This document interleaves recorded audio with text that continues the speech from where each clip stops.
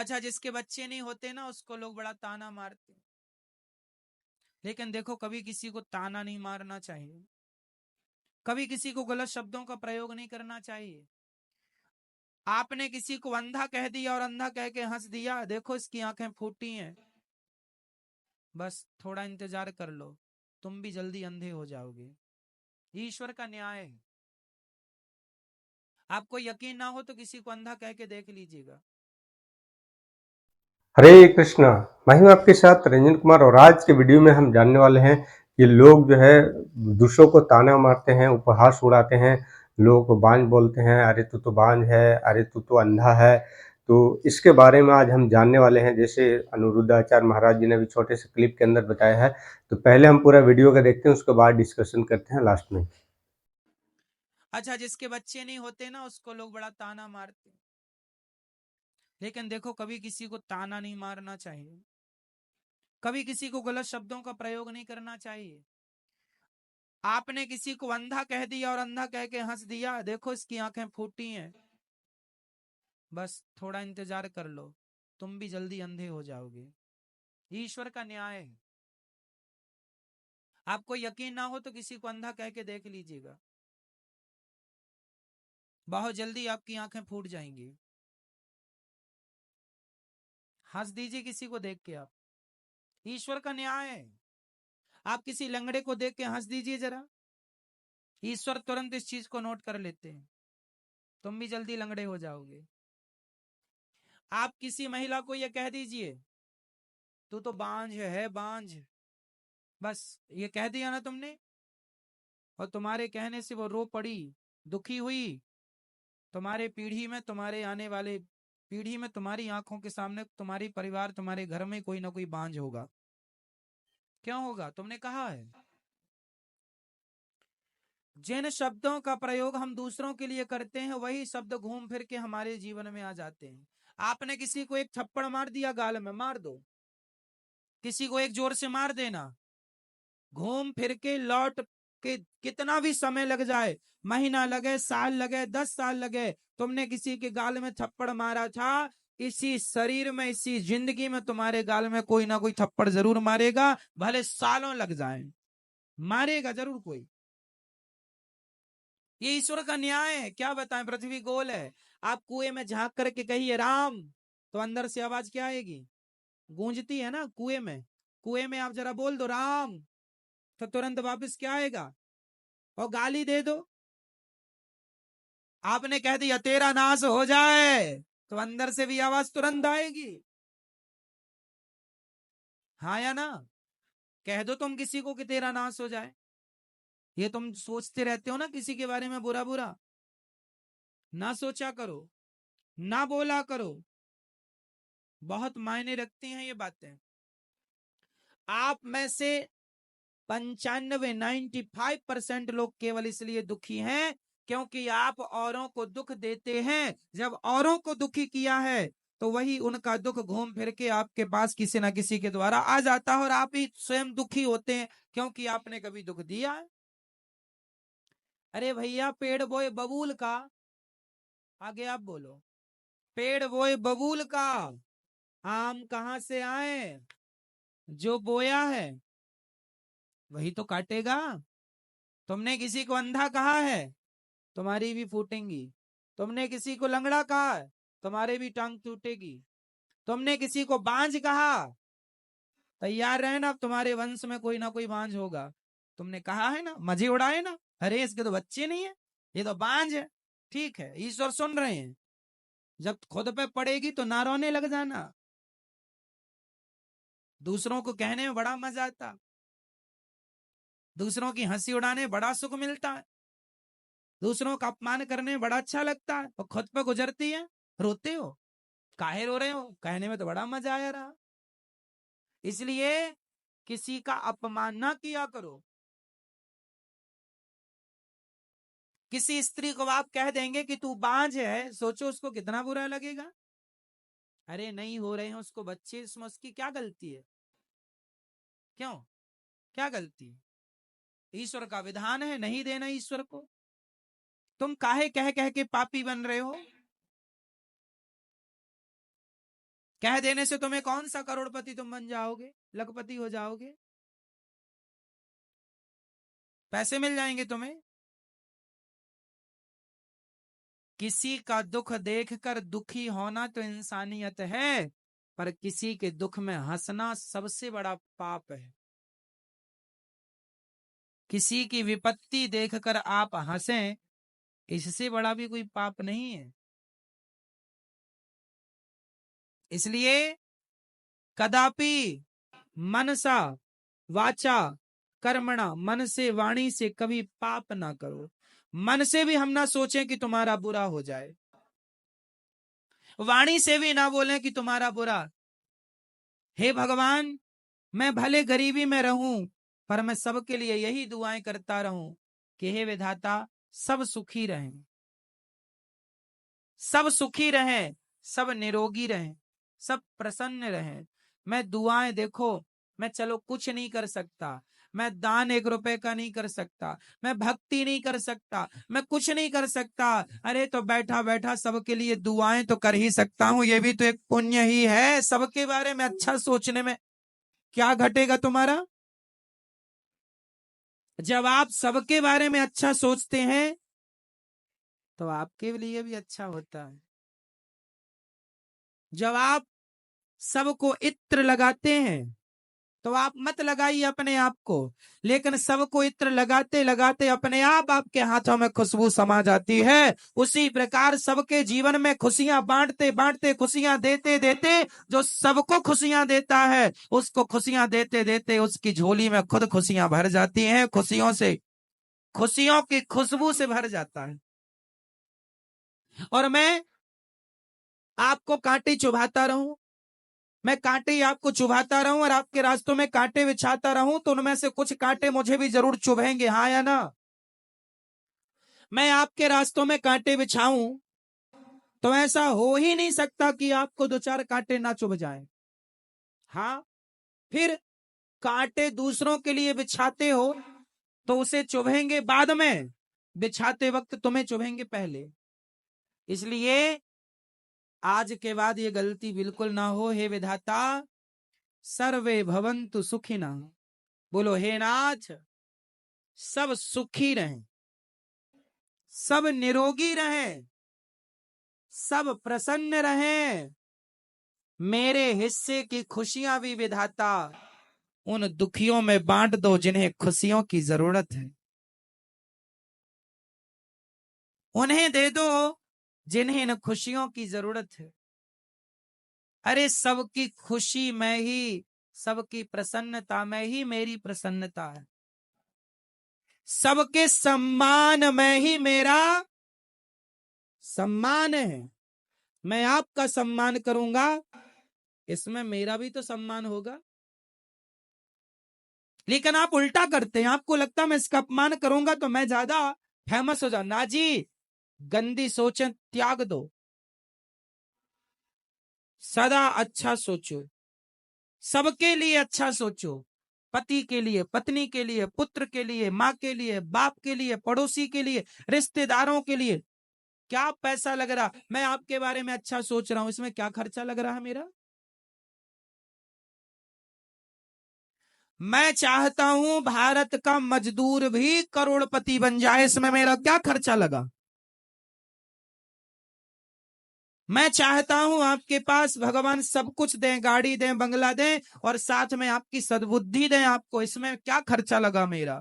मैंने आपको दुआएं दे दी कि आपके पास भगवान आपकी सारी इच्छाएं मुरादें पूरी करें और आपकी बुद्धि भी पवित्र हो, इसमें क्या खर्चा लगा?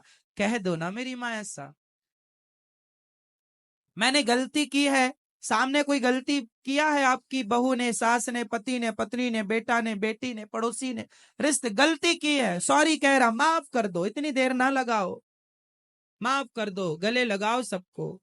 राह में आए जो दीन दुखी, सबको गले से लगाते चलो, प्रेम की गंगा।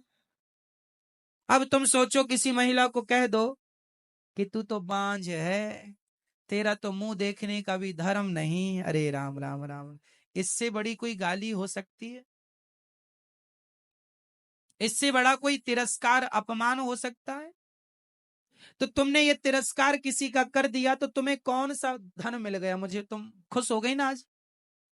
आज तो तुम्हें स्वर्ग मिल जाएगा। तुमने किसी का अपमान कर दिया, कह दिया, थोड़ी देर बिना बोले रह नहीं सकती हो?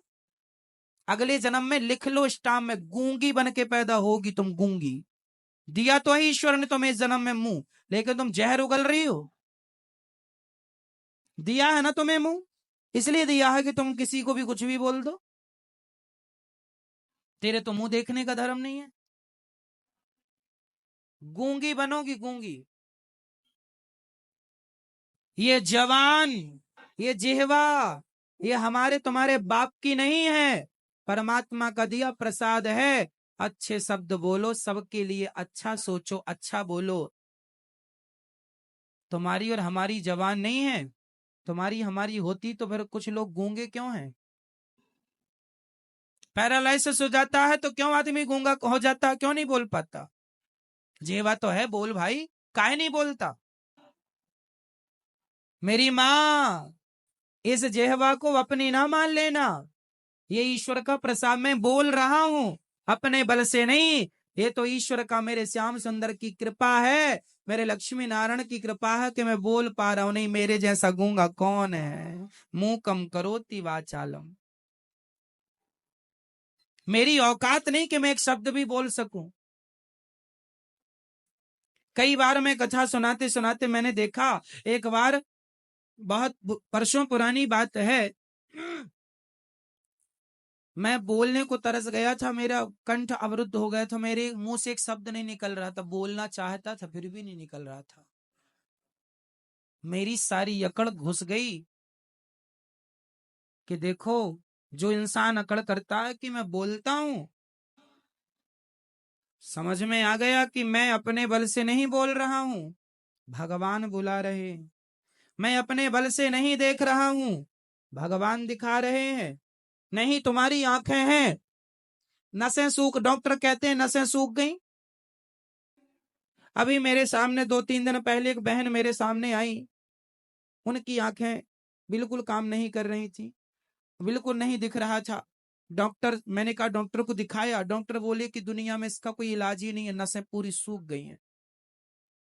फिर नसें सूख गई हैं, ये तुम्हारे हाथ में है कि मेरे हाथ में है? किसके? फिर ईश्वर के हाथ में। पंगा ना लो मेरी माँ, सीधे सीधे रहो, अच्छे से इंसानों की तरह, मीठे शब्द बोल लो, प्यार दे दो, प्यार ले लो। क्यों नफरत, घृणा, ईर्ष्या, द्वेष रखी हो? क्या मिल रहा है तुम्हें? तुम किसी का नुकसान नहीं कर रही हो। ये अनिरुद्धाचार, मैं यदि बैठकर आपके बारे में बुरा सोचूं और आपके बारे में गलत सोचूं तो आपका कब होगा ये तो ईश्वर जानते, मेरा पहले हो जाएगा। मत पांव में कुल्हाड़ी मारो मेरी माँ, रोज सवेरे बैठा करो भगवान के आगे और ये कहा करो कि हे नाथ, सब सुखी रहें, सब प्रसन्न रहें, सब खुश रहें विधाता, और मैं सदा आपके चरणों की सेवा में लगी रहूं या लगा रहूं बस। किसी स्त्री को पुत्र नहीं हो रहा है, इसमें उसका कोई दोष नहीं है। बेटा तो मीराबाई का भी नहीं था, तो मीरा का क्या दोष है बता दो? है मीरा का कोई दोष? बेटा तो यशोदा माता का भी नहीं था, नाम था, नाम यदि बेटा था यशोदा माँ को तो नाम बताओ। भगवान कृष्ण माता देवकी के बेटे थे, यशोदा माँ ने जन्म नहीं दिया था? हाँ या ना? बेटा तो बहुतों को नहीं है। ये कितनी गंदी थिंकिंग, गलत सोच लोगों ने रखी है कि बेटा है तो ही वो लोग उस महिला को ठीक ठीक समझते हैं। अरे ना मेरी माँ, बिना बेटों की महिला भी समाज में वंदनीय है। उनमें से एक महिला है मीराबाई, जिसके बेटा नहीं था। अरे जिसने भगवान को पा लिया, उसे बेटे की जरूरत ही नहीं है। बताओ, मीराबाई के बेटा था तो नाम बताओ। और समाज में आज वो वंदनीय है कि नहीं, पूज्य है कि नहीं? और तुम बेटों के पीछे भाग रही हो, तो 25-30 पैदा कर लेना तो क्या हो जाएगा? कर लो पैदा।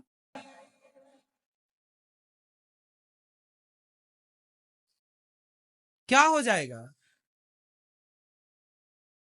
किसी ने पैदा किया तो था रावण नाम का बेटा, गली गली पुतले जलाए जा रहे। उस ऐसे बेटे को अभी क्या करोगी जो दूसरों की पत्नियों को ले लेके भाग रहे।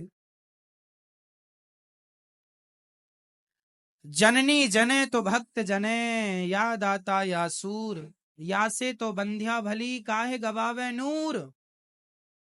जो, अच्छा सुनो, जिस स्त्री के 4 बेटे हैं, 4 बेटों के होने पर भी वो बेटे अपनी माँ को गिलास भर पानी नहीं दे रहे हैं।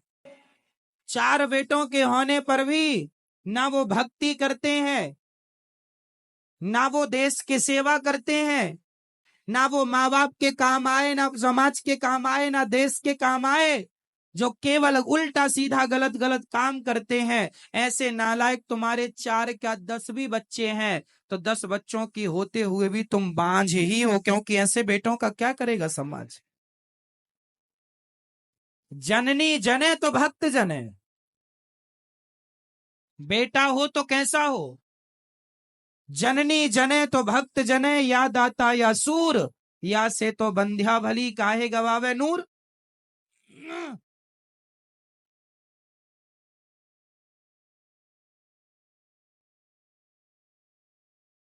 इसलिए किसके बेटा है किसके बेटा नहीं है ये कोई मुद्दा ही नहीं।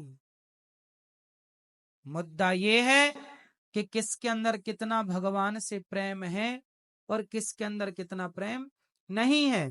किसी के अंदर भगवान से प्रेम नहीं है तो उसके अंदर प्रेम जगाओ, ताकि भगवान में लगे। आप और मैं 10-10 बच्चे भी पालूं तो क्या मिल जाएगा। अरे यहाँ बच्चे पैदा करने नहीं आए, बच्चे तो सुअर भी पैदा करने में लगे हैं, एक संग थोक में पैदा हो जाते हैं।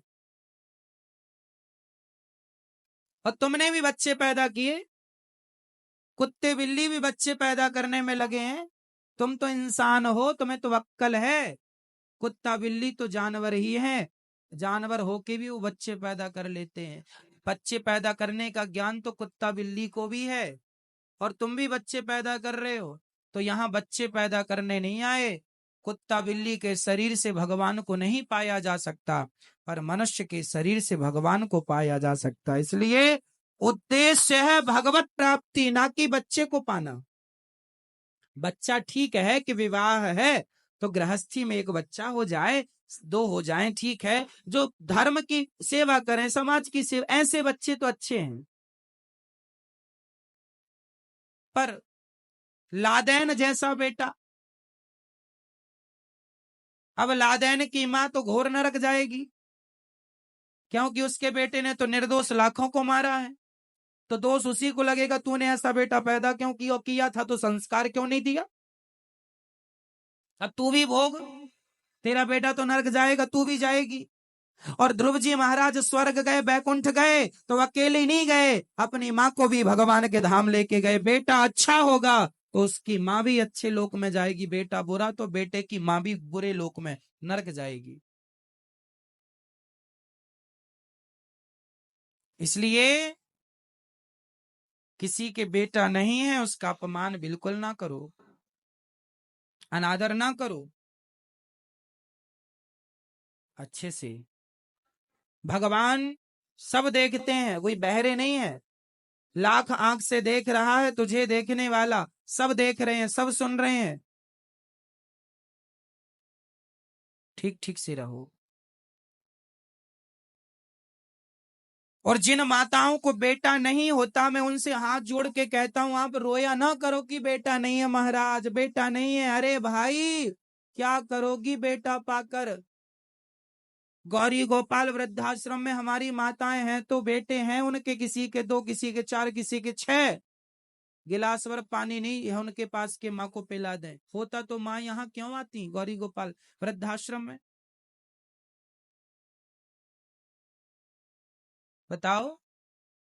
फिर मत रोया करो कि बेटा नहीं है, रोना ही है तो बेटे के नाम के आंसू नहीं, रोना ही है तो मीरा की तरह भगवान के लिए रोया जाए कि प्रभु कब मिलोगे, कब दर्शन दोगे। ये शरीर बीत रहा है, उम्र बीत रही है, पता नहीं कब मौत आ जाए, गोविंद कब मिलो। कब पाऊंगी मैं आपको, कब पाऊंगा मैं आपको। रोना ही है तो नरसिंह मेहता बन के रो लो, रोना ही है तो तुलसीदास सूरदास बन के रो लो, भगवान के लिए रो लो। क्या तुम बच्चों के लिए रोने के लिए बैठ गए? रो ही रहे हैं, सब रो रहे हैं बच्चों के लिए। जिनके नहीं है वो भी रो रहे हैं और जिनके हैं वो भी रो रहे हैं तो नालायक निकल गए तो रोना है, और नहीं हुए तो भी लोग रो रहे हैं। मत रोइए बेटा बेटी के नाम पर, बहा लीजिए आंसू भगवान के लिए। जो आंसू भगवान के लिए बहते हैं वो आंसू पवित्र होते हैं। मुझे बताओ कि गोपियों के बेटा बेटी का नाम क्या था? बताओ क्या नाम था बेटा बेटियों का? गोपियों के बेटा बेटियों का कहीं इतिहास नहीं है। गोपियों के बेटा बेटी का इतिहास तो नहीं है, पर गोपियों के प्रेम का इतिहास भरा पड़ा है पुराणों में। प्रेम हो तो गोपियों जैसा, प्रेम हो तो, प्रेम हो तो गोपियों जैसा। क्या करोगे? भगवान करें आपको बेटा हो बेटी हो, खूब परिवार बढ़े, पर नहीं मिल रहा है तो टेंशन ना लो। ईश्वर की जो मर्जी है उसमें खुश रहो। नहीं देना परमात्मा को, कोई बात नहीं, मैं आपकी मर्जी में मस्त हूं, मत दो। और मुझे ये बता, तुम्हें बेटा चाहिए क्यों? एक सज्जन से हमने पूछा, महाराज जी बोले रो रहे थे, हमने कहा तुम्हें क्यों बेटा चाहिए? महाराज मर जाएंगे चिता में आग कौन लगाएगा। हमने कहा पगले, एडवांस जमाना, आजकल आग वाग की जरूरत ही नहीं पड़ती, मशीनें आ गई, एक तरफ आदमी डालो दूसरी तरफ राख निकल जाती है तुरंत। आजकल बेटों की जरूरत ही नहीं है, क्यों जी? मशीनें आ गई हैं, आदमी डालो राख निकलती हाथों हाथ। तो तुम रो रहे हो बेटा आग लगाएगा। कोरोना काल में तो बेटे आग भी ना लगा पाए, तो तुमने पैदा कर लिया था आग के लिए 10 बच्चे, एक भी ना लगा पाए। क्यों जी? बताओ। फिर समय कौन जानता है कब कैसा आके खड़ा हो जाए। बच्चा पैदा किया था, महाराज हमारे नाम का पिंड दान करेगा। आजकल का बच्चा साइंस पढ़े बैठा बोलता मैं तो पिंड दान पे यकीन ही नहीं करता। लो, और पैदा किया था तुमने पिंड दान करेगा, और वो बिलीव ही नहीं कर रहा है। कर लो पैदा। और क्यों? आजकल के बच्चे कहते हम तो भगवान को मानते ही नहीं, और तुमने पैदा किया पिंडदान करेगा।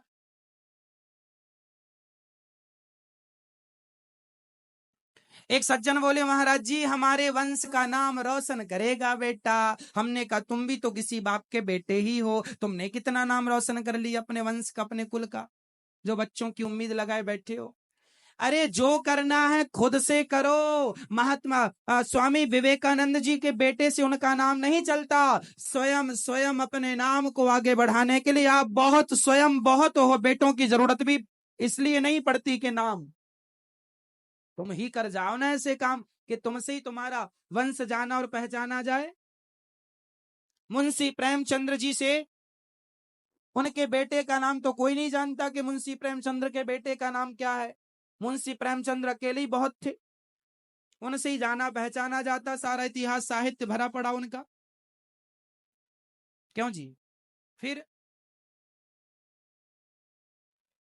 अगर बेटों पर आश्रित रह गए कि बेटा करेगा, ना जी। तुमने क्या किया? मेरा सवाल आपसे, तुमने क्या कर लिया? जब तुम ना कर सके तो बेटों से उम्मीद लगाए बैठो वो करेगा। तुम ही कर लेते ना अपने कुल का नाम रोशन।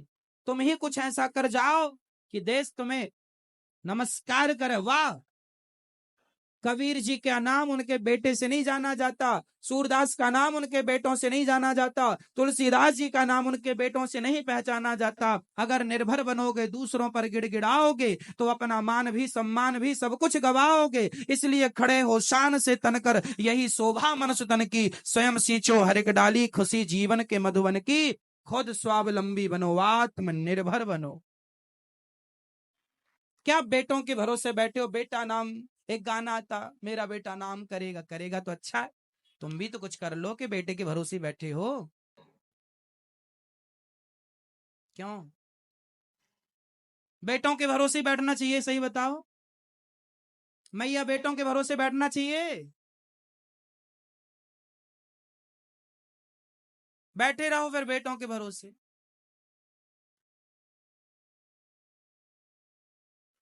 तो मेरे बेटा भगवान है। यशोदा के बेटे कौन थे? यदि यशोदा ने बेटे को जन्म नहीं दिया पर कृष्ण को पुत्र रूप में माना है, तो आपकी गोद खाली है, तो ठाकुर जी को बिठा लो और पुत्र भाव से देखा करो कि ये मेरे पुत्र हैं। भगवान आपके भी हैं, सबके हैं। तो यहाँ पे देखें अनिरुद्धाचार्य महाराज जी कितनी अच्छे तरीके से एग्जाम्पल दे दे करके बताया कि हमें किसी को भी उपहास नहीं उड़ाना चाहिए, किसी से ईर्ष्या द्वेष जलन की भावना नहीं करना चाहिए। इससे खुद का नुकसान होता है, दूसरों के लिए नहीं। अगर हम किसी को ईर्ष्या करते हैं, द्वेष करते हैं, तो हमारे क्या होता है कि हमारे जो पुण्य होते हैं वो नष्ट होते हैं, खत्म होता है हमारे पुण्य। किसी को बुराई करने से, किसी से जलने से खुद का नुकसान होता है शास्त्रों के अनुसार। और जब हम किसी कुछ दुख पहुंचाते हैं, उनके हृदय तकलीफ होता है हमारी वजह से, तो उनकी जो भी आह निकलता है वो हमें हमारे जीवन के ऊपर बहुत ज़्यादा असर डालता है। इसलिए हमें किसी को दुख या तकलीफ नहीं देना चाहिए, नहीं जनरेट करनी चाहिए। और न किसी को ताना देना चाहिए, किसी चीज़ के लिए, किसी बात के लिए ना उपहास उड़ाना चाहिए। ये शास्त्र भी हमें सिखाता है। तो हमें तो बहुत अच्छा लगा, और ज़्यादा से ज़्यादा कोशिश करें कि हम दूसरों को प्रशंसा करें, उनके अंदर जो बुराई है वो बुराई को नहीं देखें, क्योंकि कि अगर आप बुराई देखें तो सबके अंदर कुछ न कुछ बुराइयां है ना। तो आप अपने अंदर अच्छे क्वालिटी लाने के लिए भगवत गीता पढ़िए, जानिए, कथा सुनिए, भगवान का नाम लीजिए, है ना। और अगर किसी का पुत्र नहीं है तो जैसे अनिरुद्धाचार्य महाराज जी ने बताया कि आप भगवान के पुत्र रूप में आप मानिए, उनकी सेवा करिए और उनकी पूजा करिए। इससे आपका जीवन धन्य होगा और सफल होगा, मनुष्य जीवन सफल होगा आपका।